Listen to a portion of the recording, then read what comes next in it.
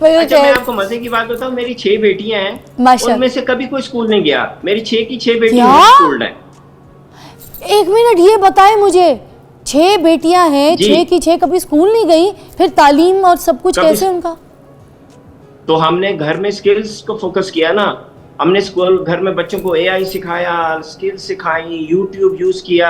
अच्छा। हमने ऑनलाइन एक स्कूल बिल्ड किया अपने बच्चों के लिए, फिर वो दूसरों के साथ भी अब हम शेयर कर रहे हैं। अरे वाह। जिसकी मदद से और जिसमें हमने पाकिस्तान के टॉप डिजिटल के एक्सपर्ट्स हैं उनको साथ मिलाया, उनकी मदद से हमने ऑनलाइन डिजिटल स्कूल बनाया, अपने बच्चों को पढ़ाया। और इस वक्त माशाल्लाह मेरी 6 बेटी हैं, तो 6 की 6 कोई ना कोई कंपनी रन करती हैं। वाह, अच्छा। इसको इलैबोरेट कीजिएगा, देखने वालों को जरा समझाइए, क्योंकि मैं चाह रही हूँ जरा तरतीब समझ जाए कि स्किल्स कितनी ज़रूरी है और एजुकेशन कितनी ज़रूरी है, ये प्लीज़ एक्सप्लेन कर दीजिए। एक बच्चा जो है उसको हमारे माशरे में डिस्टर्ब कर दिया जाता है। पहले वो स्कूल में जाकर पढ़ता है, उसको वहाँ पे एक कॉन्सेप्ट क्लियर कराया जा रहा होता है, उसको एक नए तरीके से समझाया जा रहा होता है, वो बच्चा उस चीज़ को फॉलो कर रहा होता है। पेरेंट्स यहाँ पे क्या करते हैं कि उसके बाद फिर घर पे भी ट्यूशन लगा देते हैं। अब वो ट्यूशन टीचर जो है वो अपने कोई नए अंदाज से कोई नए कॉन्सेप्ट उसको समझा रहा होता है।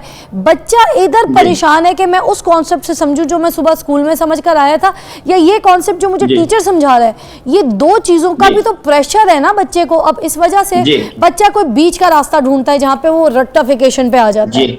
ऐसे ही है। तो फिर अब ये इन चीजों से भी तो हमने बचना है। अब इन चीजों से कैसे बचे हम? ये क्या हमारे स्कूल ऐसे होने चाहिए कि जहां पर बच्चों को एजुकेशन दी जा रही है, जब कॉन्सेप्ट क्लियर किया जा रहा है तो उनको घर पर ट्यूशन की जरूरत ना हो? क्या हमारे स्कूल्स इतने स्ट्रांग होने चाहिए कि उनको ट्यूशन की नीड ही ना हो, या फिर स्कूल के बाद जो है वो ज़रूरी है ट्यूशन? प्लीज़ आप एक्सप्लेन कीजिएगा, क्योंकि छोटा सा बच्चा देखिए 7 सब्जेक्ट्स पढ़ रहा है, 7 subjects, a kid, you know, he's handling everything all together. How can he handle them? Absolutely. देखिए मैं एक इसका प्रॉपर इसका सोल्यूशन देता हूँ और एक इसका फनी सोल्यूशन देता हूँ। ठीक है, तो फनी सोल्यूशन शायद पाकिस्तानियों के लिए ज्यादा अच्छा हो, लेकिन प्रॉपर सोल्यूशन पहले सुन लीजिए। सबसे पहले तो अपने बच्चे को देखिए, अगर वो रट्टा लगा रहा है ना तो उसका रट्टा बंद करवाएं। स्कूल में जाके कहें कि हमें अपने बच्चे का रट्टा नहीं चाहिए, मुझे अपने बच्चे की पोजीशन नहीं चाहिए, और रट्टे का मेरे बच्चे के लिए कोई काम नहीं है, कोई लेना देना नहीं है। That's out. मतलब ये पेरेंट्स को यहाँ पर अपना रोल प्ले करना है, and they have to say to the teachers, their school, everybody, okay. 100%. School change हो जाएंगे, पेरेंट्स चेंज, टीचर्स चेंज हो जाएंगे अगर पेरेंट्स रियलाइज करेंगे कि रट्टा जो है उनके बच्चों को 21st सेंचुरी के लिए बिल्कुल तैयार नहीं करना। और दूसरी चीज पेरेंट्स को स्कूल में जाके कहना है कि आज मेरे बच्चे ने कोई क्रिएटिव वर्क क्या किया। बस देखिए मैं आपको 2 गोलियां बता रहा हूँ, एक गोली आपने नहीं खानी है, खानी है। पहली गोली ये है कि भाई आपने जो नहीं खानी के बच्चे को रट्टा लगाते देखिए उसी वक्त आप वार्न हो जाएं। आप कहें कि ये स्कूल जो है ना मुझे 60 साल पुरानी हमारे बच्चे को एजुकेशन दे रहा है। आप स्कूल में जाके कहें रट्टा इज आउट। अच्छा। और दूसरा, स्कूल से सिर्फ एक बात पूछें, आज इसने क्रिएटिव वर्क क्या किया। गुड। अच्छा लॉजिकल और बड़ा अच्छा कॉन्सेप्ट करके एक सवाल मुझे आपने बताया, ये हर पेरेंट्स को करना चाहिए। जी, कॉमेडी पार्ट ये है कि मैंने जब गरीब लोगों के साथ में काम करता हूँ तो मैं उनको कहता हूँ कि आप इतने बच्चे क्यों पैदा करते हैं, तो वो कहते हैं कि जी 4-5 बच्चे पैदा करेंगे तो कोई एक तो कामयाब हो जाएगा, वो बाकी सबको लेके चल पड़ेगा। तो अब फनी हल ये है कि बहुत सारे बच्चे पैदा कर रहे हैं, कोई एक कामयाब हो जाएगा, वो फिर सारे खानदान को चला लेगा। वैसे इसका फनी जोक ये था, अगर मैं आप इजाजत हो तो मैं बोलूं जी बोले कि जब आपने उनको पूछा जो गरीब लोग थे कि भाई तुम इतने बच्चे पैदा क्यों करते हो, तो आगे से अगर वो ये जवाब दे देते कि आप भी करें आपको किसने आप भी करें आपको किसने रोका है, तो फिर इसका फनी जवाब तो ये था राइट साहब। अच्छा मैं आपको मजे की बात बताऊं, मेरी 6 बेटियां हैं, उनमें से कभी कोई स्कूल नहीं गया। मेरी 6 की 6 बेटियां स्कूल है। एक मिनट, ये बताए मुझे, 6 बेटियां हैं, 6 की 6 कभी स्कूल नहीं गई, फिर तालीम और सब कुछ कैसे उनका? तो हमने घर में स्किल्स को फोकस किया ना। हमने स्कूल घर में बच्चों को एआई सिखाया, स्किल सिखाई, यूट्यूब यूज किया। अच्छा। हमने ऑनलाइन एक स्कूल बिल्ड किया अपने बच्चों के लिए, फिर वो दूसरों के साथ भी अब हम शेयर कर रहे हैं। अरे वाह। जिसकी मदद से और जिसमें हमने पाकिस्तान के टॉप डिजिटल के एक्सपर्ट्स हैं उनको साथ मिलाया, उनकी मदद से हमने ऑनलाइन डिजिटल स्कूल बनाया, अपने बच्चों को पढ़ाया। और इस वक्त माशाल्लाह मेरी 6 बेटी हैं, तो 6 की 6 कोई ना कोई कंपनी रन करती हैं। वाह, अच्छा, ये तो आप मिसाल है। फिर हम तो यहाँ पे एजुकेशन सिस्टम को रो रहे हैं, तो इसका मतलब एजुकेशन के हिसाब से अगर ये जो हमारे स्कूल्स हैं, इदारे हैं, उनसे बढ़कर स्किल्स है, इसका मतलब हमें बच्चों के स्किल्स पे, अच्छा, हमने स्किल्स पे फोकस करना है, यू मीन टू से। इसको इलैबोरेट कीजिएगा, देखने वालों को जरा समझाइए, क्योंकि मैं चाह रही हूँ जरा तरतीब समझ जाए कि स्किल्स कितनी जरूरी है और एजुकेशन कितनी जरूरी है, ये प्लीज एक्सप्लेन कर दीजिए। देखिए, सिंपल सा वर्ड ये आप यूज जो कर रही है ना, education. Education is basically skills. पहले प्लीज हम सब पाकिस्तानी ये बात क्लियर कर लें कि जो आप बात कर रही है ना miss, education means skills, competency, सलाहियतें। जो हमारे स्कूल में हो रहा है रट्टा, उसको एजुकेशन कहते ही नहीं। पता मुझे कोई बता दे कि दुनिया के किस कोने में जो हमारे मुल्क में हो रहा है एजुकेशन के नाम पे जो रट्टा लग रहा है वो एजुकेशन है ही नहीं, उसको एजुकेशन कहते ही नहीं। तो आपने फिर ये बिल्कुल स्कूलिंग बच्चों की कोई नर्सरी और उनकी 2, 3, 4 क्लास कुछ भी नहीं? कुछ भी नहीं, और मेरी सारी बच्चियों ने OA लेवल्स किए हैं।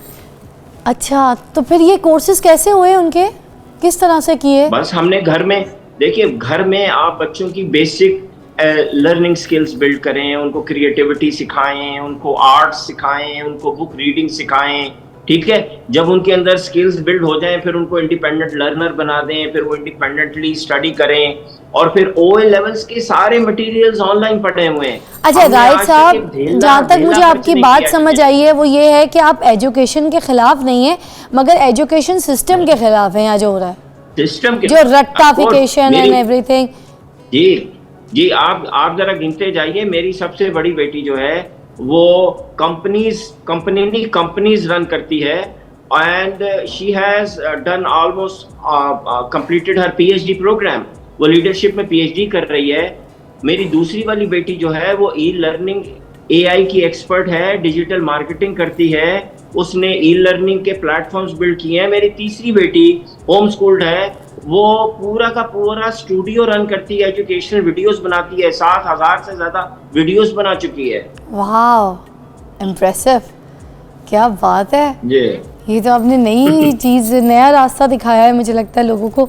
बहुत से लोग जो इसी चीज़ पे लड़ रहे हैं, रो रहे हैं, अभी तक बच्चों को उधर ही फंसाया हुआ है और पेरेंट्स भी फंसे हुए हैं, ठीक है। अच्छा, जहाँ इस वक्त बच्चे हमारे फंसे हैं ना, जी क्या वहाँ आपके बच्चे कामयाब नहीं होंगे। प्लीज आज ये शो जो हो रहा है, ये जो आप बात सुन रहे हैं, जो भी पेरेंट्स सुन रहे हैं, अगर आपके लिए आपके बच्चे अहम हैं ना, आपको our kids are important for us, आप गलत डायरेक्शन में जा रहे हैं। ये AI का दौर है, ये डिजिटल दौर है। इस एजुकेशन में आपका बच्चा कभी कामयाब नहीं होगा। आप प्लीज ये समझिए कि आज जो आप बात सुन रहे हैं ये अल्लाह की तरफ से आपको बताई जा रही है। आपका बच्चा गलत डायरेक्शन में जा रहा है। जो पाकिस्तान के स्कूलों में एजुकेशन है वो रॉन्ग है, वो आपके बच्चे को कभी कामयाब नहीं करेगी। अच्छा, फिर आप हमें एक और मैं बताती हूँ आपको, अभी भी पता है बहुत, जितनी देर से मैं और आप बात कर रहे हैं हमने कितने कॉन्सेप्ट्स को क्लियर किया यहाँ पे, मगर अभी भी बहुत से मेरे भाई बहन होंगे जो देख के समझ नहीं पा रहे हैं कि मैं और आप किस बात पे बात कर रहे हैं। एक बार ज़रा एलैबोरेट कर दीजिए कि बच्चों के लिए आप क्या चाह रहे हैं, जो पेरेंट है वो अपने बच्चों को किस राह पे सही चलाए। सर गाइड सही कर दीजिए, खुद पढ़ाना है या कोई ऐसे इदारे हैं, अगर ऐसे इदारे हैं तो उनका बता दें, और ख़ुद पढ़ाना है तो वो फिर तरतीब बता दीजिए कि किस पैटर्न से, किस सिस्टम से, प्लीज़। जी अच्छा, आपकी मैं दोनों बातों का जवाब देता हूँ। पहली बात का जवाब ये है, मैं आपको छोटी सी मिसाल से बताता हूँ कि जब आपका बच्चा अपने घर आता है और उसके पास एक मजमून लिखा होता है और वो उसको रट रहा होता है, तो वो रॉन्ग है। वो पूरा का पूरा पेज भर दे रट के, उसका आज के AI के दौर में कोई फायदा नहीं है। उसको क्या करना है, उसको अपनी टूटी फूटी इंग्लिश उर्दू में खुद से कुछ जुमले लिख ले अपने तौर पे, वो ज्यादा इंपॉर्टेंट है। जो आप प्रोड्यूस करते हैं उसकी वैल्यू है, जो आप रट के रिप्रोड्यूस करते हैं उसकी कोई वैल्यू नहीं है। वो ब्रेन किलर है, वो आपके माइंड को, ब्रेन को पत्थर में चेंज कर रहा है। That's number 1। तो जो भी काम आपका बच्चा करे वो खुद से करे। तो हमारे माशरे में तो उसी को समझा जाता है ना राइट साहब, कि जो बुक में जो टीचर ने जवाब लिखवाया था, जो बुक में सवाल लिखा हुआ है, जिस तरीके से जो जवाब लिखा हुआ है उसी का खुलासा जब वो एग्जाम के पेपर के लिए बैठता है और वो एज इट इज सेम जवाब लिख देता है विदाउट एनी स्पेलिंग मिस्टेक, तभी तो टिक मार्क्स लिख के तो उसको मार्क्स दिए जाते हैं मोस्टली। तो हम उसी को कहते हैं ना कि बच्चा A+ लाया, उसने कोई गलती नहीं की भाई, उसका दिमाग में उसने पूरी किताब को छाप लिया। तो ये मसला है, मतलब ये नहीं चाहिए। ये दैट्स अ किलर। ये आपके बच्चे को किल कर रहा है, आपके बच्चे का टोटल फ्यूचर डार्क कर रहा है। जो आज आप कामयाबी समझ रहे हैं ये उसकी नाकामी है, नाकामी है टोटल। एक ब्रेक लेते हैं, ब्रेक के बाद वापस आते हैं। राइट साहब ने ये बताना है कि फिर हम अपने बच्चों को कहाँ पढ़ाएं। बात मुझे यहाँ तक समझ आई है, आपको भी आ गई होगी कि रट्टाफिकेशन की छापा छापी नहीं करनी हमने अपने बच्चे की। उस पर मार्क्स अगर आए भी हैं तो वो आपको ये लगने चाहिए कि ये A ग्रेड A+ वाले मार्क्स नहीं है, क्योंकि ये तो छापा छापी किताब का हुआ है। उसके अपने स्किल्स किधर है, उसने कौन सी क्रिएटिविटी या कोई, भले उन्होंने बात सही की है कि टूटी फूटी इंग्लिश उर्दू के साथ भले चीज़ लिखी, मगर उसकी स्किल्स, उसकी सोच, उसकी क्रिएशन, उसकी कोई क्रिएटिविटी थी उस चीज़ के अंदर, वो देखना इंपॉर्टेंट है। तो अब ब्रेक के बाद इसको डिटेल में समझेंगे आप।